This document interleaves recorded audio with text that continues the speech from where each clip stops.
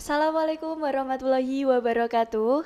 Halo sobat pemirsa di rumah, kembali lagi di podcast Mandua Tuban. Kali ini bersama saya Aicha Nur Aulia. Baik pemirsa, langsung saja dalam podcast kali ini kita kedatangan bintang tamu yang sangat luar biasa. Beliau adalah sosok yang selalu hadir di balik kegiatan siswa-siswi yang ada di Mandua Tuban. Beliau adalah salah satu wakil kepala di bidang kesiswaan. Leres nggih, Pak? Laras. Nggih. Beliau adalah Bapak Muktamir SPD MPD. Baik pemirsa, langsung saja kita sapa. Selamat pagi Bapak. Selamat pagi. Bagaimana kabarnya Bapak? Baik, alhamdulillah luar biasa. Masya Allah, hari ini nampaknya ceria sekali Oh Pak. pasti, hidup itu harus ceria dan bahagia. Kata-kata hari ini. Iya. Sebelum mengawali podcast dibuka dengan kata-kata motivasi. Baik pemirsa di rumah, jadi Bapak Muktamir ini adalah salah satu guru yang ada di Mandua Tuban yang terkenal dengan kewibawaannya teman-teman. Seperti itu ya Bapak? Alhamdulillah. Masya Allah. Mungkin kita bisa sharing-sharing ya Bapak Boleh, nanti ke boleh. depannya. Iya. Dan mungkin bisa dijadikan motivasi untuk pemirsa yang ada di rumah.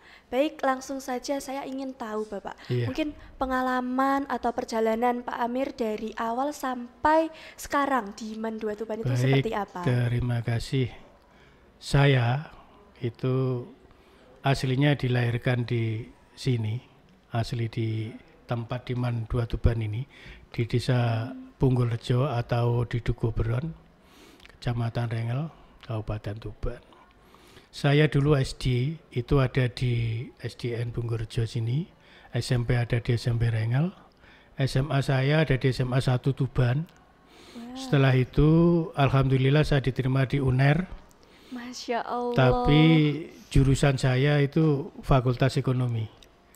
Ekonomi Bapak? Iya, Fakultas Ekonomi, jurusannya adalah akuntansi. Terus setelah itu banyak pengalaman saya yang ada di Surabaya. Saya hidup di Surabaya itu 13 tahun. Hidup di Lamongan 9 tahun dan saya itu nomaden, pindah-pindah. Setelah itu saya juga kuliah lagi, ambil bahasa Inggris itu 2 tahun, terus S2 saya ada di Surabaya. Masya Begitu. Allah. Jadi beliau ini pindah-pindah gitu ya Pak Iya. ya. Mulai dari lahirnya di sini, berarti warga sini ya Pak ya. Asli sini saya, iya. Kemudian sekarang tinggalnya di mana Bapak? Saya tinggalnya di Bojonegoro. Di Bojonegoro. Masya Allah. Jadi dulunya ambil pendidikan apa Pak? Pendidikan atau? Bukan pendidikan. Sebenarnya di UNER itu kan tidak ada pendidikan. Iya. Jadi ada itu jurusan MIPA. MIPA itu yang ambil matematika, yang bahasa Indonesia itu ada. Tapi saya ekonomi itu kan jurusannya mestinya itu saya pernah kerja di bank juga pernah 2 tahun. Pernah kerja di perusahaan itu saya kurang lebih sekitar 8 tahun. Alhamdulillah saya juga waktu di Surabaya itu punya posisi juga. Saya di kepala bagian. Masya Terus Allah. setelah itu saya kerja di dealer. Karena ada suatu hal sehingga orang tua saya menginginkan saya harus pulang kembali ke di sini. Kembali ke sini akhirnya saya harus mulai dari nol lagi. Saya kuliah lagi, ambil bahasa Inggris. Setelah lulus dari 3 bulan saya ikut tes, saya diterima di MAN 1 Lamongan. Saya di MAN 1 Lamongan itu 9 tahun. 2008 saya baru pindah ke sini. Bisa ke sini, alhamdulillah. Saya di sini dapat 1 tahun. Saya diminta oleh waktu itu Bapak Dr. Andes Haji Kasturi. Itu saya untuk ikut bergabung di Waka. Waktu itu saya menjadi Waka Humas. Waka Humas 2 tahun. Terus setelah itu saya diminta untuk geser ke kesiswaan. Kesiswaan sampai berjalan 8 tahun kalau enggak 10 tahun. Setelah itu saya disuruh geser lagi ke Humas dan sekarang saya kembali lagi ke kesiswaan sampai sekarang. Itu Masya perjalanan Allah. saya. Berliku-liku sekali ya Bapak Iya. ternyata. Segudang pengalaman ternyata Bapak Amir ini. Mungkin sekarang Pak Amir sudah lama ya Pak menjadi kesiswaan ini. Insya Allah mulai 2009. 2009, saya lahir 2007. Nah, berarti sampean belum lahir, saya sudah di sini. Masya Allah. Dan mungkin selama menjadi wakil kepala di bidang kesiswaan, mungkin banyak sekali tantangan Bapak yang Banyak dihadapi. sekali. Karena kan langsung berhadapan dengan siswa-siswi. Banyak sekali. Setiap hari membersamai mereka. Betul. Mungkin apa saja Bapak tantangan-tantangannya yang mungkin dihadapi Pak Amir selama menjadi kesiswaan? Tantangan yang pertama, ini kan kaitannya mesti dengan kedisiplinan Betul siswa. sekali. Jadi siswa itu kan heterogen. Ya, Ada benar. yang dari SMP, ada yang dari MTS, kan macam-macam. Nah, setelah masuk di sini itu kan banyak hal, kejadian-kejadian ya seperti ini. Guru itu kan fungsinya bukan hanya ngajar, tetapi juga fungsinya untuk mendidik dan membimbing. Jadi kita harus sabar kan anak. Saya dulu tuh dianggap paling kereng di sini. Ya, tapi dengan berjalannya waktu, setelah sekolah kita, madrasah kita itu dinobatkan menjadi sekolah ramah anak. Nah, kita juga. Tapi saya selama menjadi kesiswaan saya nggak pernah saya sampai melakukan hal-hal yang kekerasan. Jadi ya tetap kita pendekatan pada anak-anak. Anak-anak sekarang itu kan sudah dewasa, bukan anak-anak kecil lagi. Jadi mereka tidak bisa untuk harus dimarah-marahi yang sampai berlebihan. Tapi harus kita menggunakan pendekatan pada mereka. Disentuh hatinya kan gitu. Kalau nggak ada pendekatan, kalau kita pakai kekerasan, malah anak itu malah ngelunjak, malah ngelawan kan seperti itu. Oke, jadi sebelum kita memberikan sesuatu yang kepada anaknya, kalau melakukan salah kita melakukan pendekatan terlebih dahulu ya Bapak ya. Dicari dulu masalahnya apa, dia melakukan hal yang sampai mungkin anak-anak itu sebenarnya bukan nakal, tidak ada anak yang nakal itu tidak ada. Mereka itu hanya ingin mencari jati diri, menunjukkan jati dirinya bahwa saya itu dari anak-anak menuju ke remaja, menuju ke dewasa kan seperti itu. Betul itu kan sekali. ada step by step perjalanan dia. Lah anak kalau sedang mencari jati diri itu jangan dilakukan dengan suatu kekerasan, memang harusnya dengan pendekatan. Tapi sekali waktu kita memang harus punya power bahwa kalau sampai anak ya ini ya sekali waktu kita harus juga yang tegas seperti itu. Kita harus bersikap tegas kepada anak-anak biar mereka tidak meremehkan kita juga. Mereka harus tawadhu, harus menghormati kita. Mereka harus membedakan siswa dengan guru itu bagaimana kan gitu. Jangan terus disamaratakan. Mentang-mentang sekolah kita sekolah ramah anak terus semau gue. Jangan seperti itu. Betul sekali, Masya Allah. Jadi tantangan menghadapi Gen Z ya Pak ya. Iya. Di era digital Betul. dan era modern ini luar biasa sekali. Terus mungkin gimana Pak perasaannya setelah bergabung di MAN 2 Tuban bertahun-tahun itu perasaannya gimana? Alhamdulillah, jujur saya waktu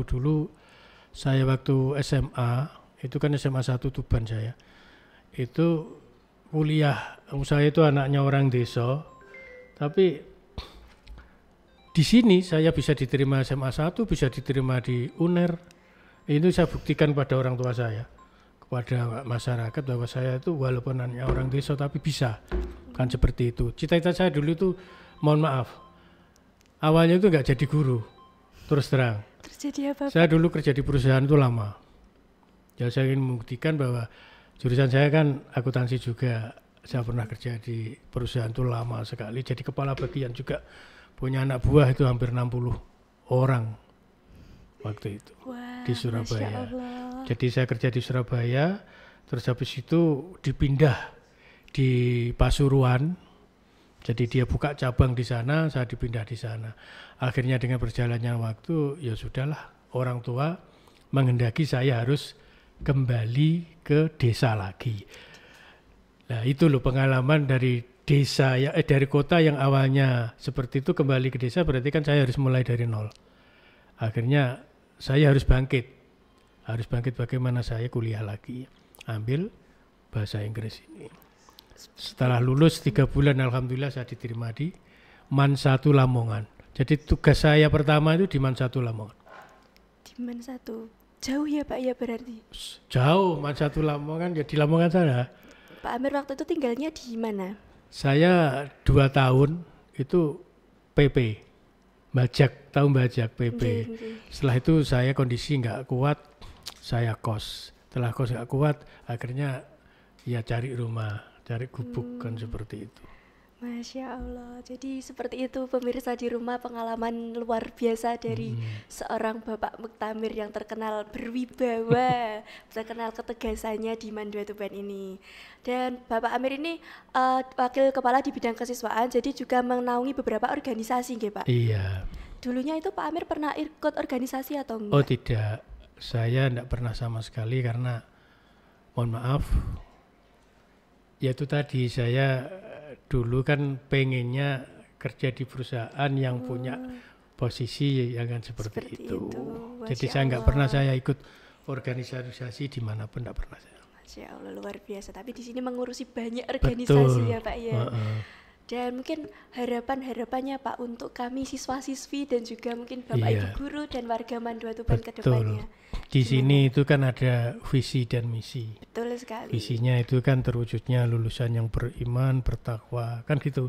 Wal-akhlaqul karimah dan berwawasan luas. Bahkan setelah sekolah ramah anak ini kan visi kita kan juga berubah juga. Visi kita menjadi santri, misi kita menjadi asri kan gitu. Santri itu apa kan ada artinya atau di situ kan itu. Jadi mungkin kalau sampean sebagai siswa mungkin sampean bisa lihat bahwa visi dan misi kita itu disampaikan juga. Dulu waktu setiap upacara hari Senin untuk pembacaan visi dan misi itu dibaca, tapi akhir-akhir ini kan sudah berubah ya Pak? Sudah berubah, enggak pernah di ini, cuma yang dibacakan janji siswa sama yang lain kan seperti itu. Masya Allah. Jadi harapan saya sebagai aku sudah merasa sudah berumur juga, jadi harapan saya yang penting visi dan misi itu terwujud. Yang kedua, yang paling penting di sini itu apa? Terjadi kekompakan, kerukunan. Ya, siapapun baik itu di guru maupun di pegawai maupun di siswa. Karena saya sering mengamati juga bahwa ada anak-anak organisasi kadang itu memunculkan egonya. Jadi bahwa saya anak OSIS, anak MPK, saya anak Dewan Imbalan. Saya nggak pengen seperti itu. Siapapun yang menjadi organisasi, ya kita di sini satu, harus rukun, harus kompak. Jangan jadi kompetitor. Betul, gitu ya Pak. Jangan membeda-bedakan bahwa saya anak DA, saya anak OSIS, saya anak ini, enggak suka saya seperti itu.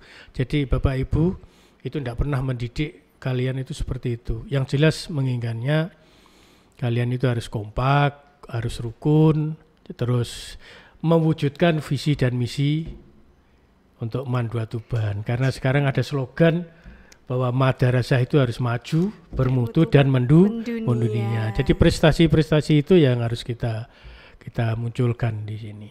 Kita buktikan kepada madrasah. Masya Allah, luar biasa Bapak Ibu permisa di rumah.